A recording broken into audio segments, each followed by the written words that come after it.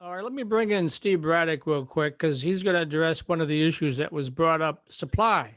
As you all know, I know you know Steve. He's trying to build Sensi Park in the Fort Custer area, and initially phase one would be about 700,000 square feet.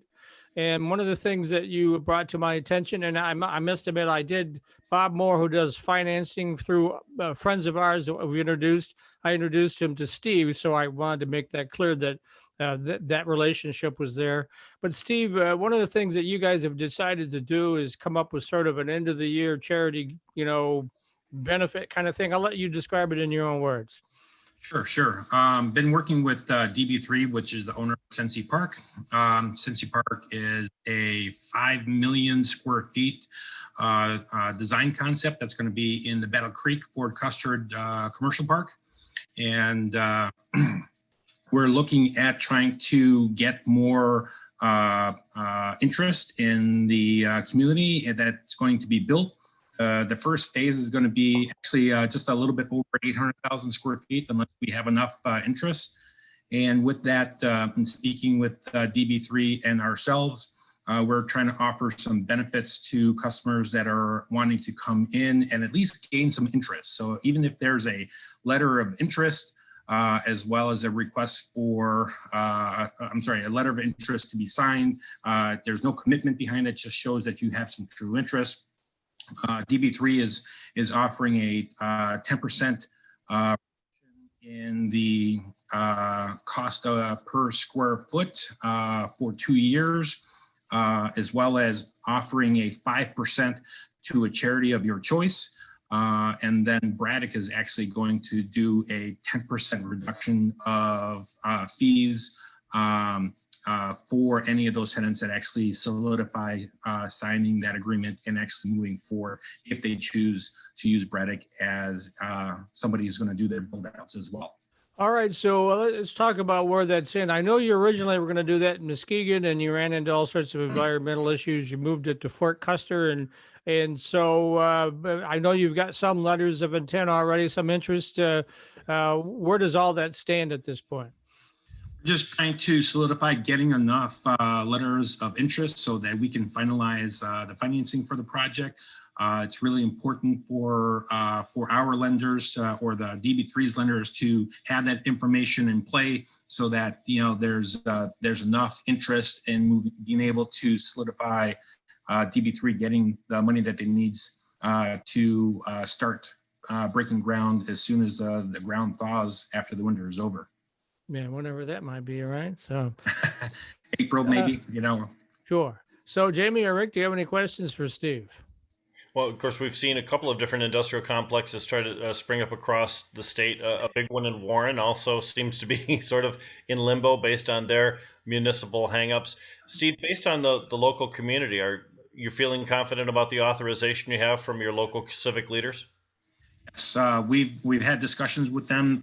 We've got unlimited licenses on this property. It's going to be 100 acres. The nice part of it is there's a lot of energy efficiency and sustainability to it as well. Braddock's going to be installing a natural gas power plant, excuse me, and as a benefit to that, part of the lease, it's going to include free electricity, which is, essentially your biggest overhead cost. In addition to the lease, it's going to be, it's also going to include free external or exterior security. So because the property needs to be fenced in and it needs to be monitored, so it's going to have that as a benefit as well. There's a lot of other companies that are out there trying to do things in their own way, but they're using existing buildings for the most part, at least what I've seen. And you have to worry about a lot of other variables. Have they tested their property? Are you going to have any local environmental issues from your neighbors and so on? Where this is going to be a nice, clean property. It's already been tested. We know that we're not going to have any issues from our neighbors. We're right behind the VA hospital and as well as practically right next door to the base, the military base that's there as well. So we feel confident that we're going to have we've got a nice property, not like what happened in Muskegon. Director Brisboe, we hear an awful lot of concern about noise pollution, about smell pollution, and things like that from cultivation facilities and other industrial complexes within our industry. Has the Marijuana Regulatory Agency fielded many of those complaints? We've had a few of the odor complaints. We don't currently have any regulations surrounding that. It's been a part of discussions, but ultimately we didn't have any concrete information to say this should be the regulation because this will fix the issue. For the most part, they seem to kind of handle themselves. Our licensees generally try to be good neighbors or in places where it's not really of concern. But I hear that more from municipal officials who are concerned that citizens are concerned that odor is going to be a problem. But honestly, the vast majority of the issues I've really heard about that are acute related to that are from people growing at home in residential areas where the neighbors are concerned about the smell, not at commercial facilities. Okay. Jamie, you have any questions? Yeah, I wanted to talk to Steve a little bit about sustainability. I'm just curious because I see that we will continue to move forward to be more of a sustainable energy industry as a whole. But I'm just curious at what kind of changes that some of these facilities that have already built, what kind of changes should they be preparing to make over maybe the next 5 years to be more sustainable? I think it's really important to really understand, that your competitors, your position in the market.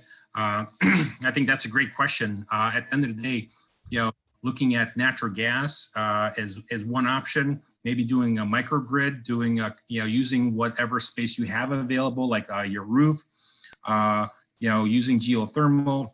Though the solar and geothermal have longer paybacks, but if that's something that is important to you and representing sustainability, it's definitely an advantage if you can use all those variables. I never really want to get into using battery because there's not even a clear understanding of how how to recycle a lot of those and/or maintenance at long term. But I think that there's definitely an opportunity to be able to offer a sustainability solution for your own grow facility. But the advantage long term is really significant. So if in fact, let's say you use a natural gas power plant, you can use the waste heat from that equipment to get free heating and cooling and also dehumidification. You can clean the exhaust and get free CO2 for your grow. So those benefits by themselves are money that you're not going to be spending. So that's going to be money in your pocket. So even if you have, let's say, a 3-year payback on a project, and then you're saving money just based on that variable, that becomes pure profit to the bottom line. And now you have the ability to lower your prices to a point, even if you have an interest of lowering it to a point to push out your competition, because you can bring your price down lower than anyone else because you're generating your own power at a cost that you can't buy from the grid. So there's a lot of other benefits long term. And what does an off-the-grid facility look like? It really depends on to what magnitude. I mean, if you're going to use geothermal, that's going to be underground. If you're going to use solar, I would definitely put your solar in the location, making sure that you don't have any obstructions like trees or even if it's too low to the ground, that you don't want your building to be able to affect that. But your natural gas, it could be simple as putting it in a shipping container and putting all that equipment on the outside, but we can still aesthetically put up a wall so it's that aesthetically appealing to the community and or to wherever it may be. But yeah, I mean it's very feasible to be able to do all of that, and the pricing of it might be high, but your paybacks are short, at least on the natural gas standpoint. But the long-term benefits, it really shows a huge increase to the value of your property regardless. So if you're looking to either flip and or even stick it out long-term, there's a lot of opportunity to be able to offer more value to your property just because you're now a fully sustainable facility that has the ability to generate your own power. And if you're off the grid completely, we call that island mode. Now you have when the grid goes down, you're still on. Because when's the last time that natural gas went out? Good point. Steve, why don't you tell folks how they can get more information about Sensi Park, or how they can try to get one of those letters of intent, or anything you'd like to talk about? Go ahead. Sure. Any marketing information for Sensi Park and the letter of intent. I'm not sure if I said this earlier, but if we need to get those sent out and requested before December 31st of this year. But if you're looking for that information, please, you can reach me at Steven, STEVAN .Braddock, BRATIC @braddock.net. Or you can reach me on my cell phone at 248-842-1480.